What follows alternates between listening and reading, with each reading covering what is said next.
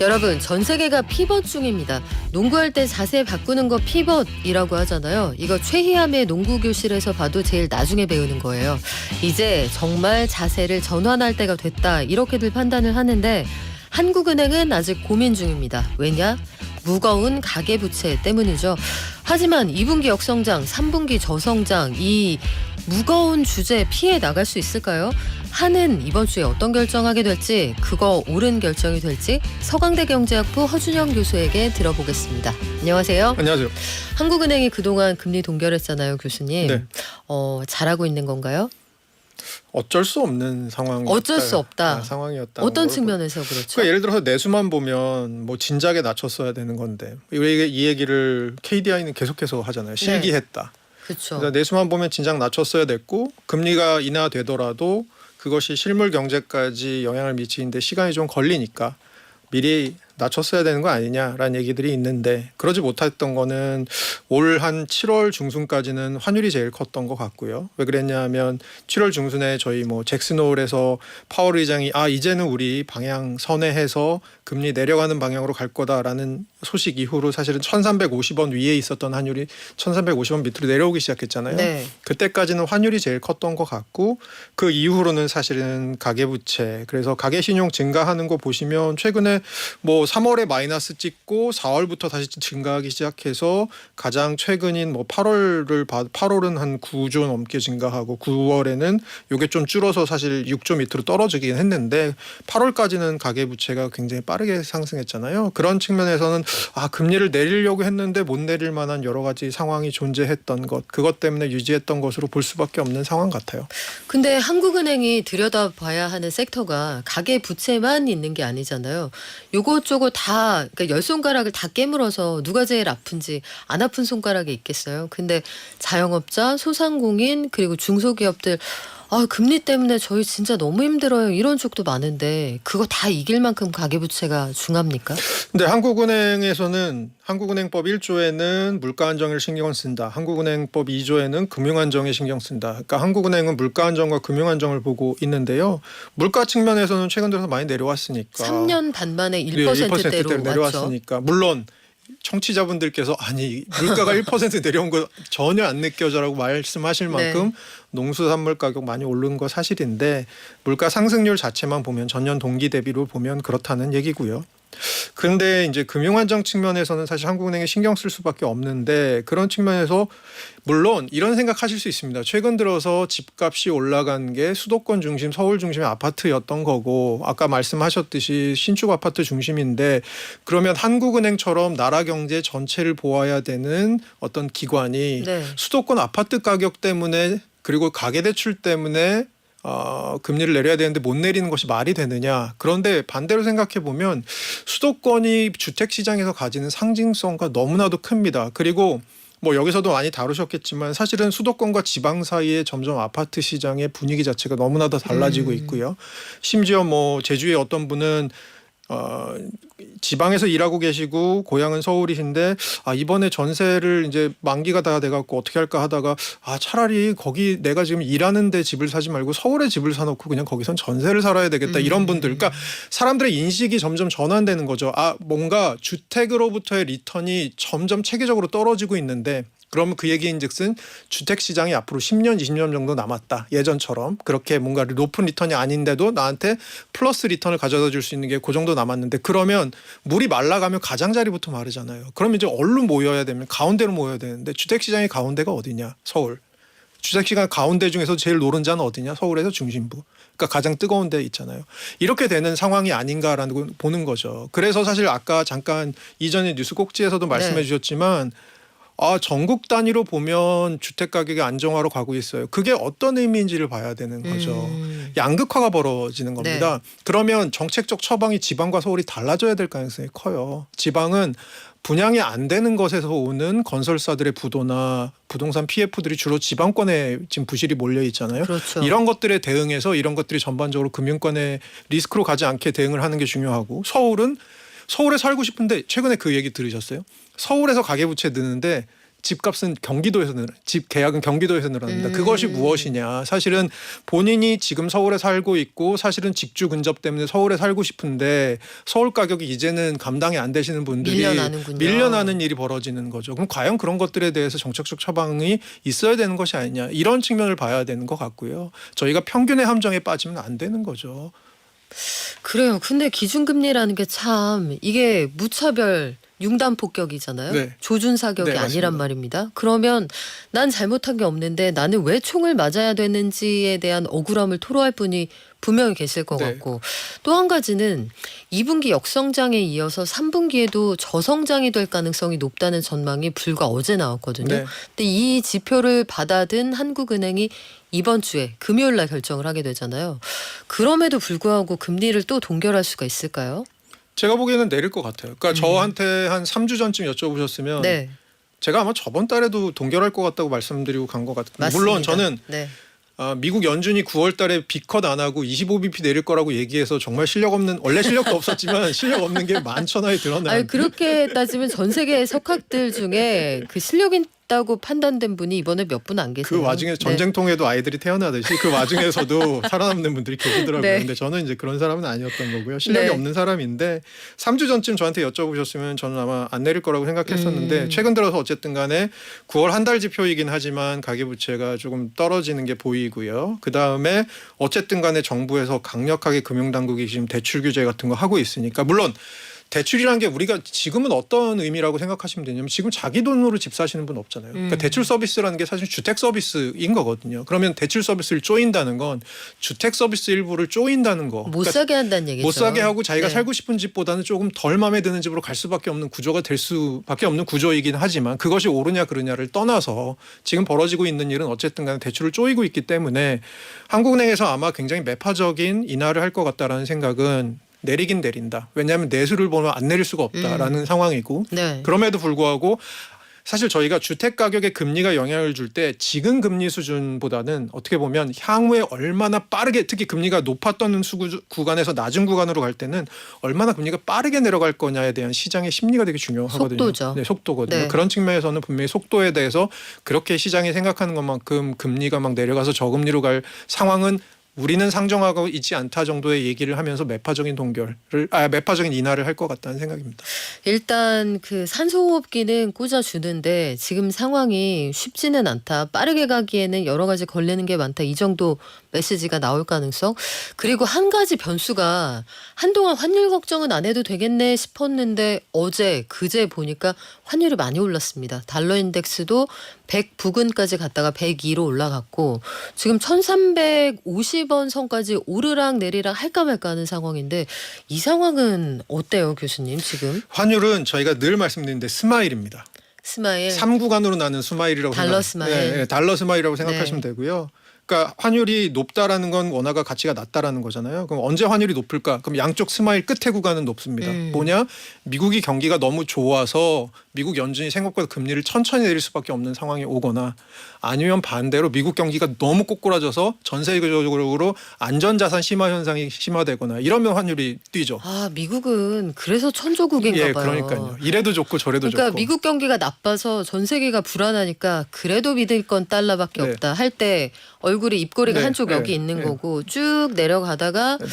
아 미국이 생각보다 경기가 괜찮네 빠르게 금리 안 내리겠네 하면 다시 입꼬리 올라가고 네, 그리고 네, 양쪽 맞습니다. 다, 그쵸? 네, 그리고 중간은 미국이 이제 경기가 서서히 꺼지면서 아주 마일드한 리세션 같은 게 침체 같은 게 오면 금리가 이제 내려갈 수밖에 없어요. 미국 금리가 내려갈 수밖에 없으니까 스마일 중에 밑에 부분에 가게 되는데 최근 들어서는 어쨌든 간에 최근에 나온 미국의 고용 지표나 여러 가지를 봤을 때 미국 경제 생각보다 견조하네 얘기.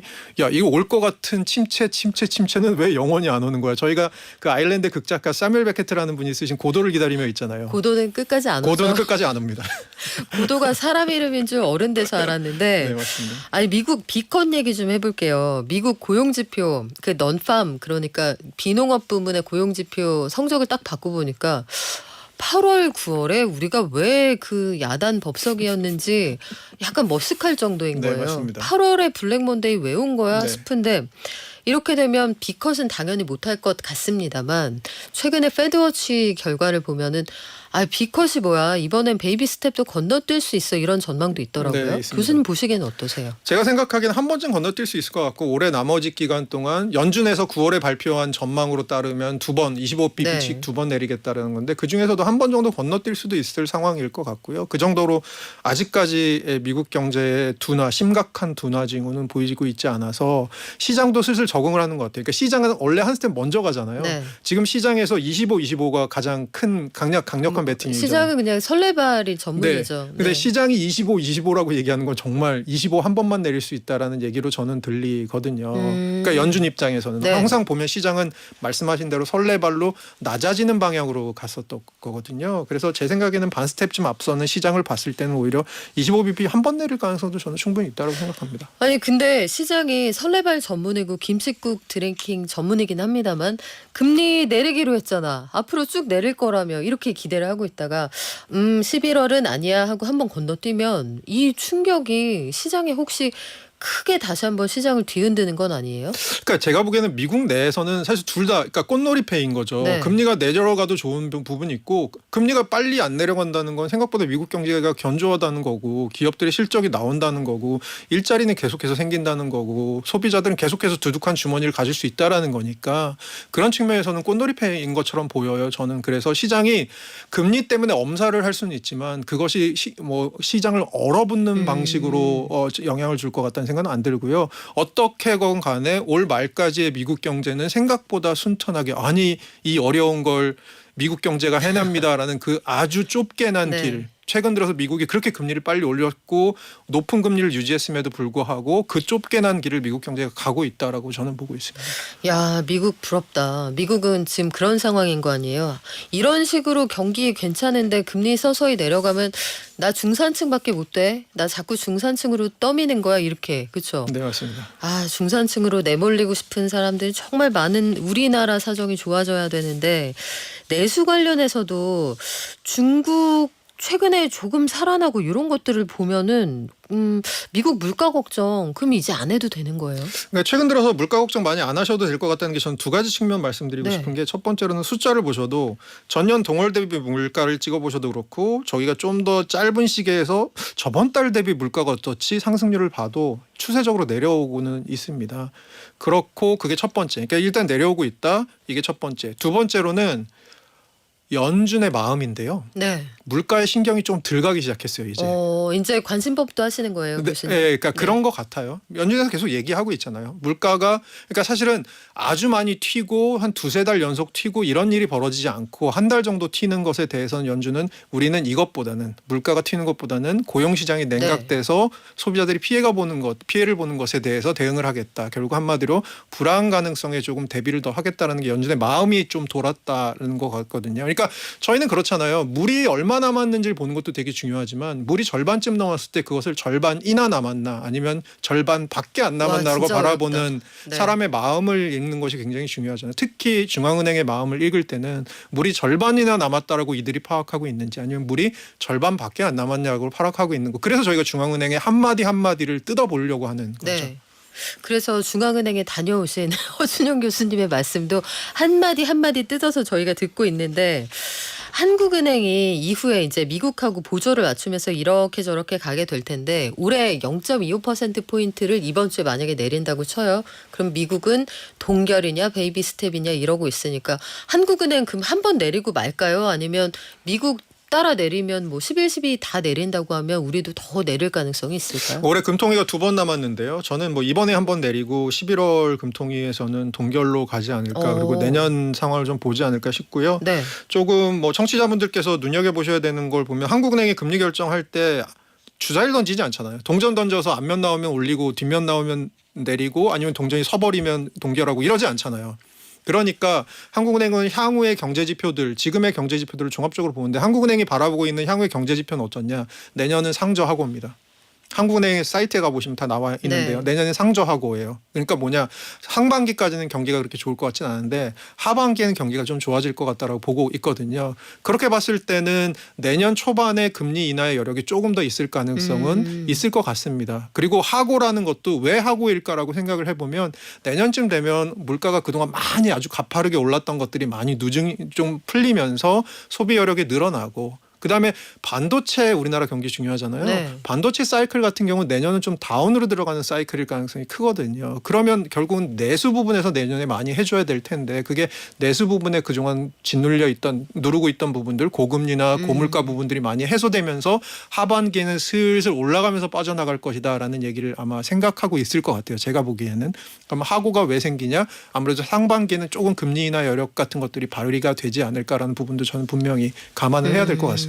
상반기에 쓸 정책 여력을 좀 아껴둔다 이런 측면도 있겠군요. 네. 근데 궁금한 게 경기를 가장 걱정해야 되는 기획재정부인데 기획재정부의 사인이 안 나오잖아요, 교수님. 최근 그러니까 들어서? 지금은 그러니까 일관적으로 표방하는 것은 어쨌든 간에 재정 건전성이라서 지금은 허리띠를 졸라맬 때다라고 얘기를 하고 있어서 사실 정부 지출 같은 경우에 올해에서 내년 갈 때 네. 3.2% 증가하는데 그보다 봐도 재정 지출은 두 부분으로 나눠서 보셔야 되거든요. 하나는 의무 지출이고 이거는 정부 어쩔 수 없이 써야 되는 게 무조건 있어서 써야 되는 무조건 써야 되는 거 돈이고요. 있고 네. 재량 지출 부분이 있는데 재량 지출 부분이 정부가 이제 마음대로 좀 쓰거나 안 쓰거나 할 수 있는 부분인데 내년에 0.8% 증가하는 거니까 지금 돈 좀 써야 되는 때 아닙니까? 지금은 네. 이제 사람마다 생각은 좀 다를 수 있지만 저는 그러니까 이런 것 같아요. 경기 부양이라는 것이 결국은 마치 한국은행이 금리 인하로만 해결할 수 있는 것 같은 분위기가 돼 있는 상황이고요. 그 얘기가 왜 그렇게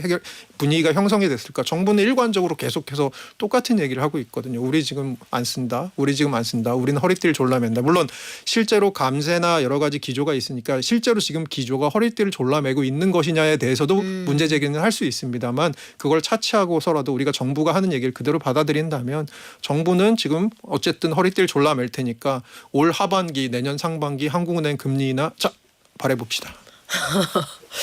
지금 춘군기가 너무 오래 갈 것 같은 생각이 드는데 여하간 이렇게 되고 나서 한국은행이 일단 0.25%포인트 낮추는 이 미션을 실행을 해요. 그게 됐다고 가정을 하면 금리 떨어지고 나서 증시하고 부동산 어떻게 갈 것 같으세요? 저는 우선은 이제 증시는 오히려 금리 팩터보다는 우리나라 지금 증시에서 가장 큰 시총 차지하고 있는 기업들이 어떻게 풀려나갈지 결국 그 기업들이 반도체 기업들이기 때문에 이 반도체 쪽에서 특히 어떻게 풀려나갈지 아까 삼성 얘기도 네. 굉장히 우려스럽게 하셨었잖아요. 이런 것들이 어떻게 풀려나갈지가 저는 오히려 더 중요하다고 보고요. 그다음에 부동산 같은 경우는 지금 사실 기준금리가 12회 연속 동결돼 있는 상황에서 시장금리는 계속 내려오고 있는 상황이었거든요. 그러면 사실은 기준금리가 0.25 내려간다고 해서 그것이 시장금리에 얼마나 영향을 미칠까. 특히 저희가 가장 신경 쓰는 금리 중에 하나인 모기지 금리. 그러니까 예를 들어서 주담대 금리 같은 경우는 정부에서 지금 엄청나게 여기다가 조금 드라이브를 걸고 있기 때문에 힘을 좀 주고 있죠. 네. 그래서 그것이 얼마나 내려갈까 사실 이렇게 생각해 보면 오히려 금리 0.5를 내렸을 때 저희는 사실 경제학에서 그렇게 배우거든요.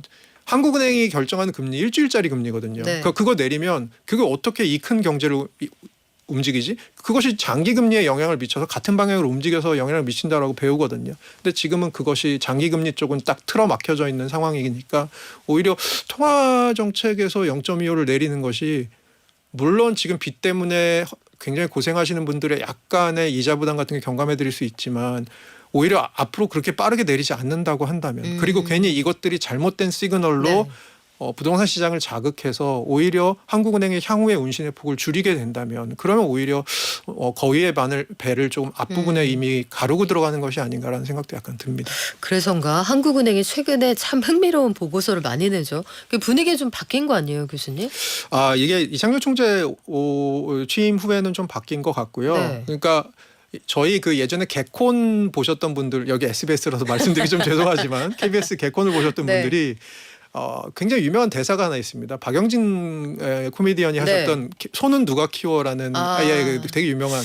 저도 최근에 좀 궁금했어요. 네네. 그래서 네. 한국은행이 원래 이제 소를 키우는데 그 한국은행이 키우는 소는 통화정책인 거죠. 그러니까 요즘 외부에 계신 분들 중에 그런 얘기 하시는 분들이 네. 아니 한국은행이 하라는 통화정책 연구는 안 하고 그럼 소는 누가 키우니? 자꾸 이런 분들이 계신 거예요. 네.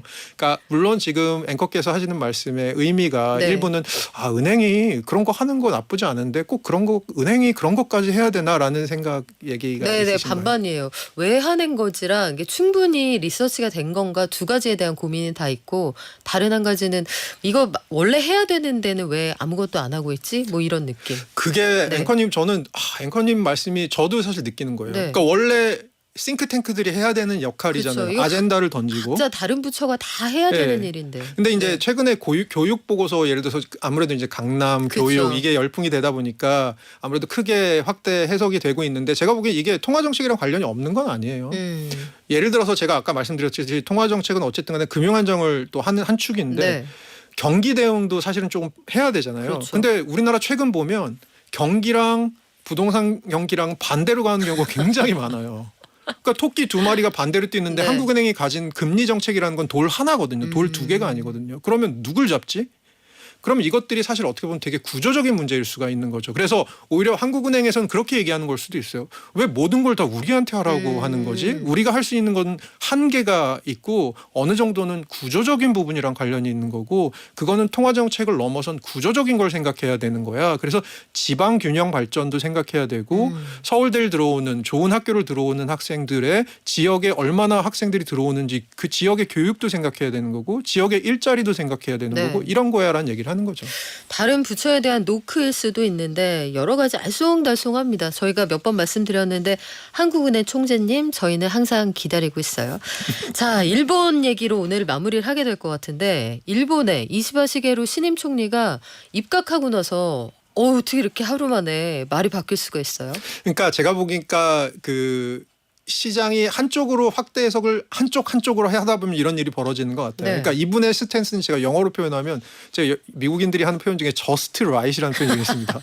그러니까 제가 예를 들어 지도 교수님한테 이거 어떻게 해올 거야? 그러면 just right 해와. 그러면 딱 맞게 알아서 잘해와. 이런 거거든요. 알잘딱깔센 알잘딱깔센인데 근데 지금 이시바 시게루가 하는 얘기는 뭐냐 하면 아베노믹스는 안 하겠다. 저금리, 그러니까 마이너스 금리 같은 건 안 하겠다. 네. 하지만 금리가 너무 올라가는 것도 나는 반대한다.